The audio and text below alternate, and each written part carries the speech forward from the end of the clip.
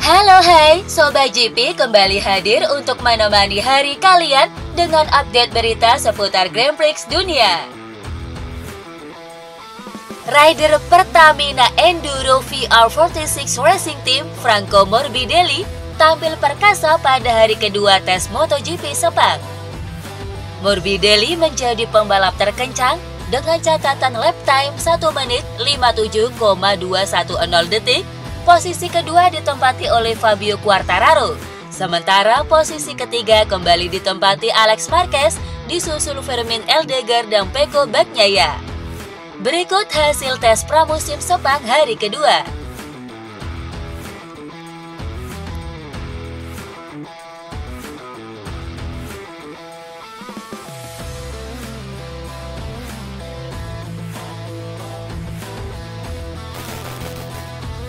Hari pertama tes pramusim MotoGP di sirkuit Sepang menelan korban. Salah satunya adalah sang juara bertahan, Jorge Martin. Ya, Martin mengalami high side, tubuhnya terpental dengan sangat keras mengenai aspal lintasan. Setelahnya dengan segera Martinator dilarikan ke rumah sakit untuk pemeriksaan lebih lanjut. Benar saja, Martin mendapat cedera serius retak tangan kanan dan retak kaki kiri. Atas kesialannya itu, Martin pun harus mengakhiri sesi tes lebih awal. Sang juara dunia bertahan itu kembali ke Spanyol untuk mendapatkan perawatan medis lebih intens. Jorge Martin mengalami crash parah pada hari pertama yang membuatnya menderita patah tulang sehingga harus mundur dari gelaran tes MotoGP Sepang. Kejadian bermula setelah Jorge Martin memacu motornya melibas tikungan 1, kemudian beralih ke tikungan 2 sirkuit Sepang dan mengalami high side crash di sana. Bos Aprilia Racing, Massimo Rivola, merasa ada yang aneh dengan insiden yang dialami pembalap barunya tersebut. Terlebih karena Martin sama sekali tidak memaksakan laju motornya, juga tidak melakukan apapun yang berpotensi membahayakan. Dilansir dari MotoGP, sang bos mengungkap bahwa dugaan crash tersebut adalah karena faktor ban. Ban belakangnya asimetris, bannya harusnya lebih soft di bagian kiri. Yang bisa aku katakan adalah Martin tidak melakukan kesalahan dan motornya dalam kondisi bagus. Senada dengan sang bos, Marco Bezzecchi juga setuju bahwa ban adalah salah satu faktor utama yang menyebabkan Jorge Martin mengalami high side parah di hari pertama tes pramusim Sepang. Ya, rekan setim Martin ini menilai bahwa motor Aprilia masih punya masalah besar, khususnya pada bagian belakang RSGP. Bagian belakang motor Aprilia bergoyang. Motornya berbeda dengan yang biasa kupakai tahun lalu.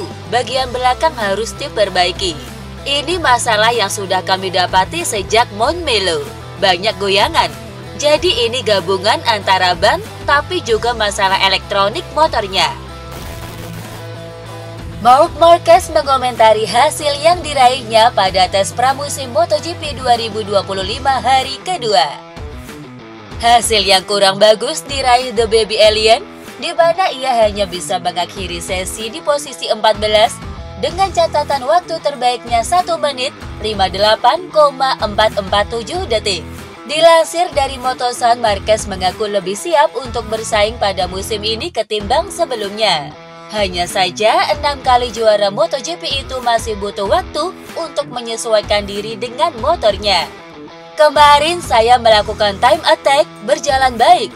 Hari ini saya kembali dengan time attack lainnya. Saya sedikit lebih cepat dari kemarin, tetapi yang terpenting adalah mencoba. Anda punya lebih sedikit waktu untuk dirimu sendiri, tapi tahun ini saya siap untuk itu. Tahun lalu saya belum siap untuk memilih motor atau apapun. Saya harus fokus pada diri saya sendiri sepanjang waktu untuk mendapatkan kembali kepercayaan diri itu, untuk kembali ke ritme itu. Marc Marquez menjelaskan penyebab dirinya crash di hari kedua tes pramusim MotoGP Sepang 2025. Beruntung ia baik-baik saja dan sukses menyelesaikan tes hari kedua. Usai tes tersebut, Marquez menjelaskan ada masalah pada pengereman dan ban yang membuat motornya sulit dikendalikan. Ya, bagian terakhir dari rem, motornya praktis hilang. Saya tidak terluka apapun karena saya melaju pelan. Saya memasang ban baru untuk melakukan time attack. Tetapi sayangnya saya mengalami kecelakaan di tikungan ke-9. Fabio Quartararo mengaku cukup puas dengan performa prototipe motor Yamaha M1 tunggangannya di tes pramusim Sepang. Ya, rider asal Prancis itu mengakhiri tes hari kedua di urutan kedua di belakang mantan rekan setimnya Franco Morbidelli. Dilansir dari Motorcycle Sport, pembalap Monster Energy Yamaha itu menjelaskan bahwa dia puas dengan hasil kerjanya, namun ia merasa ada yang harus ditingkatkan lagi, yakni grip yang belum sesuai dengan yang diharapkannya. Cukup bagus, saya pikir kami melakukan pekerjaan yang hebat. Saya tidak melakukan banyak putaran hari ini, tetapi kami membuat banyak perubahan pada perangkat elektronik khususnya. Sulit untuk dipahami karena kami mengubah banyak hal untuk mencoba menemukan cengkraman. Kami tidak benar-benar mencapainya, tetapi saya pikir jauh lebih baik untuk mencoba dalam kondisi ini. Dengan kondisi panas, dalam pengujian dan tidak kehilangan banyak waktu di akhir pekan balapan. Rider andalan Repsol Honda, Joan Mir, merasa senang dengan peningkatan performa motor Honda RC23V versi 2025. Sebagaimana diketahui, Joan Mir terus menunjukkan performa yang baik dalam uji coba MotoGP di Sepang. Di hari kedua pengujian, ia sukses memperbaiki catatan waktu putarannya dengan finish di posisi ke-6. Saya senang dengan hasil ini, tetapi kami masih memiliki beberapa titik lemah yang perlu diperbaiki. Misalnya, saat suhu lintasan lebih tinggi, kami lebih kesulitan. Kami lebih tertinggal dari yang lain dalam hal waktu putaran. Mungkin yang lain mampu mengendalikan ini dengan cara yang lebih baik. Jadi itu sesuatu yang harus kami perbaiki. Prinsipal Mercedes AMG, Toto Wolff, mengatakan bahwa pihaknya akan tetap serius menjalani Formula One musim 2025 mendatang. Sebagaimana diketahui, perubahan regulasi Formula One sendiri akan diterapkan mulai tahun 2026 mendatang. Banyak orang memprediksi jika Mercedes akan mengabaikan musim 2025 demi fokus mengembangkan mobil baru untuk musim 2026. Sayangnya, isu tersebut langsung ditepis mentah-mentah oleh Wolff. Ia mengatakan bahwa Silver Arrow berusaha untuk tetap kompetitif di dua musim tersebut.